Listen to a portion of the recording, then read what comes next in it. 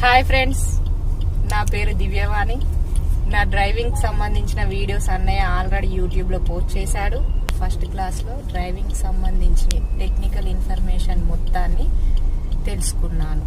అంటే ఫుడ్ కంట్రోల్స్ని మనం ఎందుకు యూజ్ చేస్తాం, అండ్ స్టీరింగ్ని మనం ఎందుకు యూజ్ చేయాలి, ఎప్పుడు యూజ్ చేయాలి, అదే సేమ్ టైం మనం గేర్ని ఎందుకు యూజ్ చేస్తాం, గేర్స్ చేంజ్ చేసేటప్పుడు క్లచ్ ఎందుకు తొక్కాలి, క్లచ్ యొక్క యూజెస్ ఏంటి, అదే సేమ్ టైం ఫుడ్ కంట్రోల్స్ని ఎప్పుడు యూజ్ చేయాలి, ఎలా యూజ్ చేయాలి అనే విషయాల గురించి టెక్నికల్గా వీడియోలో ఆల్రెడీ పోస్ట్ చేశాను.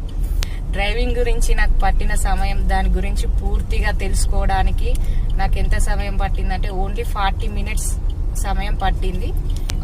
చాలా మంది అనుకుంటారు డ్రైవింగ్ నేర్చుకోవడానికి నెలల తరబడి సమయం పడుతుంది అని.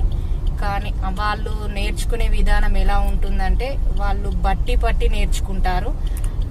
కానీ అన్నయ్య నేర్పే డ్రైవింగ్ని టెక్నికల్తో మనకు అర్థమయ్యే విధంగా ఈజీగా మనకు డ్రైవింగ్ నేర్పిస్తాడు.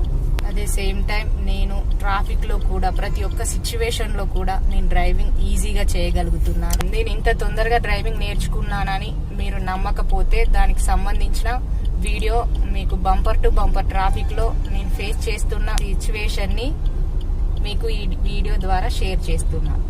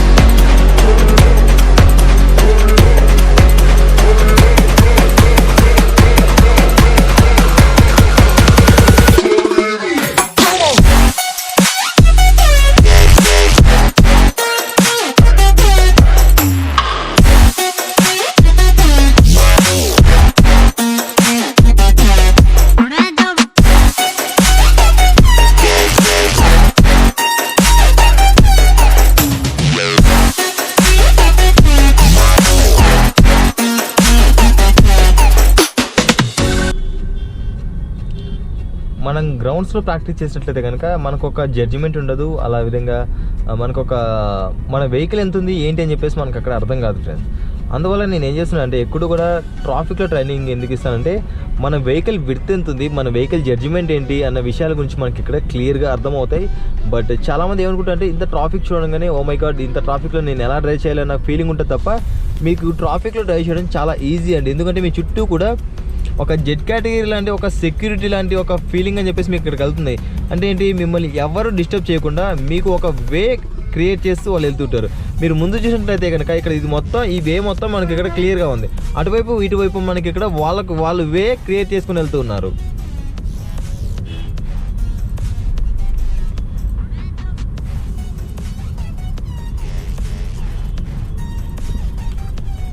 కావాల్సిందే ఒకటి, మనకు అటువైపు కానీ ఇటువైపు కానీ క్లోజ్గా వస్తున్నారంటే వాళ్ళకి దారి వదిలేసేయమ్మా. ఇలా వస్తున్నారంటే వాళ్ళకి దారి వదిలేసేయి, ఆగిపో, వెళ్ళు.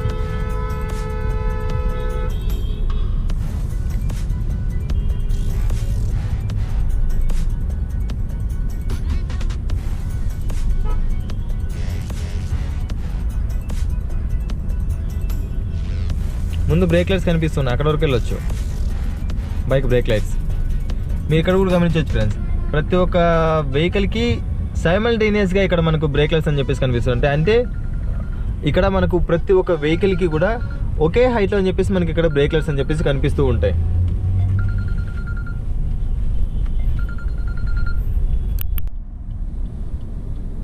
హజార్ రైస్ ఆఫ్ చేయమా. చలో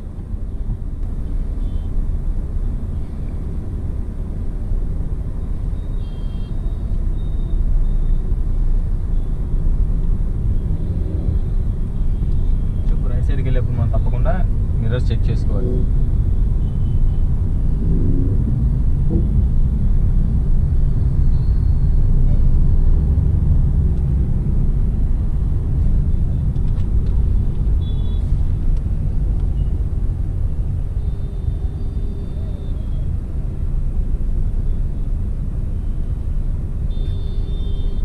ఫస్ట్ అండ్ సెకండ్ గేర్లో ఆపేయాలనుకుంటే ఏం చేస్తున్నావమ్మా? Clutch brake. ముందు క్లచ్ నొక్కిన తర్వాత బ్రేక్. Okay right. ఎందుకు? ముందు ఇంజన్ స్పీడ్ని తగ్గించాలి, ఆ తర్వాత వీల్ స్పీడ్ తగ్గించాలి. ఇంజన్ స్పీడ్ తగ్గించడానికి మనం ఇక్కడ క్లచ్ తెరుచుకుంటున్నాం. ఇంజన్ స్పీడ్ మనం ఇక్కడ తగ్గించడానికి క్లచ్ని అప్లై చేస్తూ ఉన్నాం. వీల్ స్పీడ్ తగ్గించడానికి బ్రేక్ అప్లై చేస్తూ ఉన్నాం. మనం ముందే బ్రేక్ నొక్కామనుకో అక్కడ ఇంజన్ ఆఫ్ అయిపోతుంది.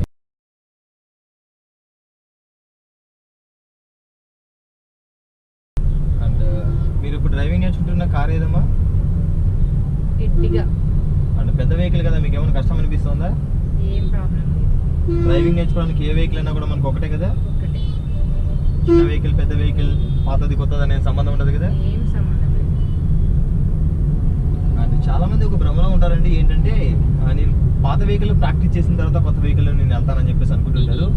అది ఎప్పుడు అనుకోవాలంటే మన మీద నేను సరిగా నేర్చుకుంటానా లేదా అన్న ఒక కాన్ఫిడెన్స్ లేకపోవడం వల్ల మనకు అలాంటి సిచ్యువేషన్ అని చెప్పేసి మనం ఫేస్ చేయాల్సి వస్తుంది.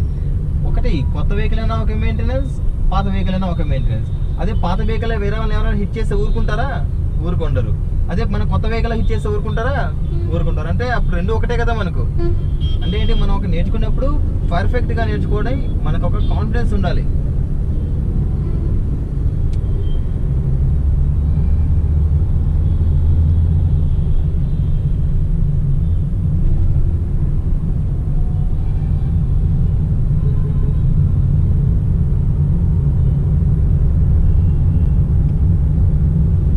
ఫ్రంట్ సైడ్ జడ్జిమెంట్ ఎలా తీసుకుంటున్నావు మనం?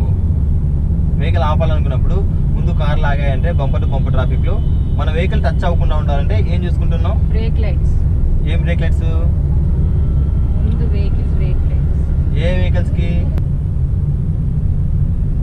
And front side balance judgement గురించి మనం చూసినట్లయితే కనుక ముందు వెళ్తున్న వెహికల్ యొక్క బ్రేక్ లైట్స్ అని చెప్పేసి మనకు కనిపించాల్సి ఉంటుంది. అది ఏ వెహికల్స్ కంటే 2 wheelers, 3 wheelers, 4 wheelers.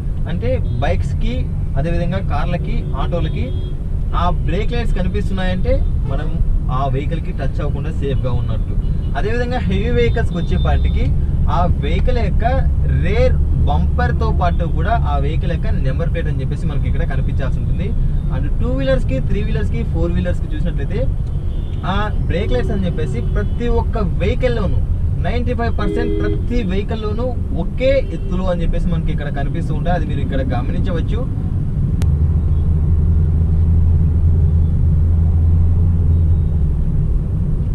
దేగరమ్మా third gear వెళ్ళొచ్చు కదా, ట్రాఫిక్ లో వెళ్ళొచ్చు కదా, స్పీడ్గా వెళ్తుందంటే మనకి వెళ్ళొచ్చు. ఇక్కడ మన గేర్స్ సంబంధం ఉందా ఏమైనా? ఆ స్పీడ్ అది క్యారీ చేయలేదంటే సెకండ్ గేర్.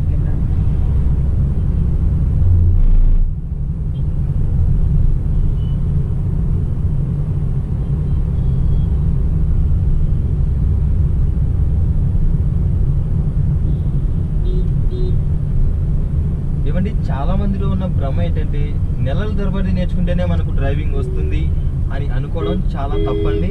మనకి ఇక్కడ డ్రైవింగ్ నేర్చుకోవడానికి కావాల్సిన సమయం చాలా తక్కువ. అది మనం ఎలా నేర్చుకోవాలి? పట్టి నేర్చుకోవడానికి మనకు నెలల సమయం కూడా సరిపోదు, సంవత్సరాల తరబడి సమయం అవసరం అవుతుంది. అదే దానికి సంబంధించిన ఒక ఫార్ములర్స్ కానీ లేకపోతే దానికి సంబంధించిన ఒక లాజికల్గా మనకి అక్కడ తెలిసినట్లయితే ఇన్ఫర్మేషన్, మనం ఫర్ ఎగ్జాంపుల్ క్లచ్ నొక్కాలి అంటున్నాం, ఆ క్లచ్ ఎందుకు నొక్కాలి అన్న రీజన్ మనకు అక్కడ తెలిసినట్లయితే దానికి సంబంధించి మనం ఏ సిచ్యువేషన్ కూడా మనం ఫేస్ చేయగలుగుతాం. At the same time steering అటు ఇటు తిప్పాలనుకుంటున్నాం, ఆ స్టీరింగ్ ఎందుకు తిప్పాలి, దానికి రీజన్ ఏంటి అని చెప్పేసి మనకు తెలియాలి. ఫర్ ఎగ్జాంపుల్ చూసినట్టయితే కనుక మనకి ఇక్కడ ఆల్ఫాబెట్స్ లో ABCD అని చెప్పేసి మనం ఇక్కడ రాస్తూ ఉన్నాం. ఏ తర్వాత BA ఎందుకు రావాలి, C రావచ్చు కదా అని చెప్పేసి మనం ఆలోచించి ఒక క్వశ్చన్ చేసుకుంటే ఏ తర్వాత B ఎందుకు వస్తుంది, B తర్వాత C ఎందుకు వస్తుంది, C తర్వాత D ఎందుకు వస్తుంది అన్ని రీజన్స్ మనకు అక్కడ తెలిసినట్లయితే మనం ఈజీగా ఏ వర్క్ పైన కూడా మనకు అక్కడ ఒక అవేర్నెస్ అని చెప్పేసి ఉన్నట్లయితే దానికి సంబంధించిన లాజిక్స్ అని చెప్పేసి మనకు అక్కడ తెలిసినట్లయితే మనం చేసే పని అని చెప్పేసి చాలా కష్టం కాకుండా ఇష్టంగా చాలా ఈజీగా కూడా మనం అక్కడ దాని గురించి తెలుసుకోవచ్చు అనమాట. అదే మనం పట్టామనుకోండి, మీరు నెలల తరబడి డ్రైవింగ్ చేసినా కూడా గ్రౌండ్లోనే ప్రాక్టీస్ చేస్తూ ఉండాలి. అట్ ది సేమ్ టైం మీరు ఎవరు ఒకరి వ్యక్తి తోడు లేకుండా మీరు ఇక్కడ డ్రైవింగ్ అని చెప్పేసి చేయలేరు ఫ్రెండ్స్.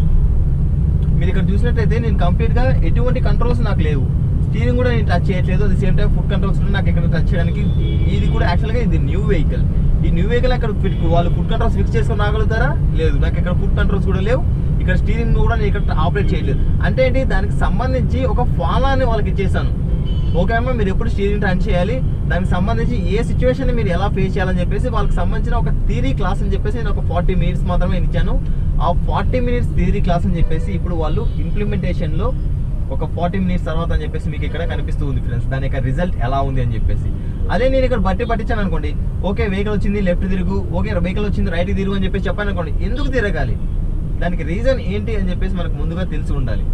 ఓకే అమ్మ ఇక్కడ క్లచ్ నొక్కండి అన్నాను అనుకోండి, ఎందుకు నొక్కాలి అన్న వాటి గురించి మనకి ఇక్కడ టెక్నికల్గా తెలుసుకుందాం. ఫర్ ఎగ్జాంపుల్ మనం ఏదో చేస్తున్నామంటే ఎందుకు చేస్తున్నాం అన్న ఒక క్వశ్చన్ని మనం ఇక్కడ రైట్ చేసుకున్నట్లయితే కనుక దానికి సంబంధించిన ఇన్ఫర్మేషన్ అని చెప్పేసి మనకు ఇక్కడ తెలుస్తూ ఉంటుంది ఫ్రెండ్స్. చాలా మంది ఏం చేస్తుంటారంటే గేర్స్ ఏదో షిఫ్ట్ చేయాలంటే షిఫ్ట్ చేయాలి. ఓకే ఫస్ట్ గేర్ అయిపోయింది సెకండ్ గేర్ వెళ్ళాలి, సెకండ్ గేర్ అయిపోయింది థర్డ్ గేర్ వెళ్ళాలి, థర్డ్ గేర్ అయిపోయింది ఫోర్త్ గేర్ వెళ్ళాలి. ఆ గేర్స్ ఎందుకు షిఫ్ట్ చేయాలి, ఏ సిచ్యువేషన్లో షిఫ్ట్ చేయాలి, ఎందుకు షిఫ్ట్ చేయాలన్న విషయం గురించి మనకు అక్కడ తెలిస్తే మీకు తెలియకోకుండా మీకు అక్కడ వితౌట్ యువర్ నాలెడ్జ్ చాలా మంది ఏమంటుంటారు, డ్రైవింగ్ చేసేప్పుడు ఎవరిని డిస్టర్బ్ చేయకూడదు అంటారు. బట్ ఈ అమ్మాయి నేను ఇప్పుడు డిస్టర్బ్ చేస్తాను, ఎందుకంటే ఆల్రెడీ ఆ అమ్మాయి మైండ్లో సేవ్ అయిపోయింది. నేను అక్కడ ఆ అమ్మాయికి ఫిజికల్గా నేర్పించాను అనుకోండి, అక్కడ బాడీలో నేను అక్కడ దానికి సంబంధించిన ఇన్ఫర్మేషన్ నేర్పించాను అనుకోండి, అక్కడ అమ్మాయి చెయ్యికి చెప్పాల్సి ఉంటుంది, ఓకే ఇక్కడ స్టీరింగ్ టర్న్ చేయి, ఓకే నేను కాళ్ళకి చెప్పాల్సి ఉంటుంది, అంటే క్లచ్ నొక్కు అక్కడ బ్రేక్ నొక్కు అని చెప్పేసి. బట్ ఇప్పుడు నాతో అమ్మాయి మాట్లాడుతూ కూడా డ్రైవింగ్ చేయగలుగుతుంది. అంటే ఏంటి, ఇక్కడ డిస్టర్బ్ చేసినా కూడా మన మైండ్ అని చెప్పేసి అక్కడ కమాండ్స్ పాస్ చేస్తూ ఉండి మనం ఒకే సమయంలో మనం చాలా వర్క్స్ అని చెప్పేసి మన మైండ్తో మనం చేయగలుగుతాం. ఫర్ ఎగ్జాంపుల్ మనం భోజనం చేస్తూ టీవీ చూస్తాం, మన మొబైల్ని ఆపరేట్ చేస్తూ ఉంటాం, అదేవిధంగా మనం నడుచుకుంటూ వెళ్తూ రకరకాల పనులు చేస్తూ ఉంటాం. అదేవిధంగా మన డ్రైవింగ్ కూడా నడక కంటే చాలా ఈజీ ఫ్రెండ్స్. మనం ఏ విధంగా అయితే నడుస్తున్నామో మనకు తెలియకుండా అదే విధంగా మన కార్ డ్రైవింగ్ కానీ ఏ వెహికల్ అయినా కూడా దానికి సంబంధించిన ఒక టెక్నికల్ ఇన్ఫర్మేషన్, దానికి సంబంధించిన లాజిక్స్ ఏంటి, దానికి సంబంధించిన ఫార్ములాస్ ఏంటి అని చెప్పి తెలుసుకున్నట్లయితే కనుక చాలా తొందరగా మనకి ఇక్కడ కావాల్సిన సమయం నెలల తరబడి అవసరం లేదు. దానికి సంబంధించిన ఫార్ములాస్ ఏంటి అని చెప్పేసి తెలిసినట్లయితే చాలా మంది ఏమనుకుంటారు, ఓ మై గాడ్ ట్రాఫిక్ లో రావడం చాలా కష్టం అన్న, నీ ఎక్స్పీరియన్స్ అయితే ట్రాఫిక్ లో ఈజీగా ఉందా నీకు, I mean outer ring road లో ఈజీగా ఉందా? ట్రాఫిక్ లోనే ఈజీగా ఉంది. బట్ చాలా మంది ఏమనుకుంటుంటారు, ట్రాఫిక్ లో కష్టం అని చెప్పేసి అనుకుంటుంటారు. నీకు ఎలా ఈజీ అనిపిస్తుంది? ట్రాఫిక్ లోనే ఈజీగా ఉంది. నీకు ఎలా అనిపిస్తుంది? నీ వెహికల్ ఎవరికి టచ్ అవ్వకుండా నువ్వు ఎలా వెళ్తున్నావు? నీకు ఒక ఫార్ములా చెప్పాను నేను, నీకు ఒక జడ్జిమెంట్ ఇచ్చాను చూడు ఇక్కడ, ఇది ఓకేనా? తీసుకెళ్తుందా? తీసుకెళ్తా. నీ వెహికల్ ఎవరికి టచ్ అవ్వదు కదా, వాళ్ళు కూడా నేను ఎవరు టచ్ చేయరు కదా. అదే కదా ప్రతి ఒక్కరికి ప్రాబ్లం. ట్రాఫిక్ లో రావాలంటే ఏంటి, మనం ఎవరికైనా టచ్ చేస్తామేమో, లేదా వాళ్ళు ఎవరైనా మన వాళ్ళని టచ్ చేస్తారేమో అన్న ఫీలింగ్, అంతే అంతే కదా. అది సేమ్ టైం మీరు ఎప్పుడైనా కూడా డ్రైవ్ చేసేప్పుడు omelette side omelette side side side రా సైడ్ రా,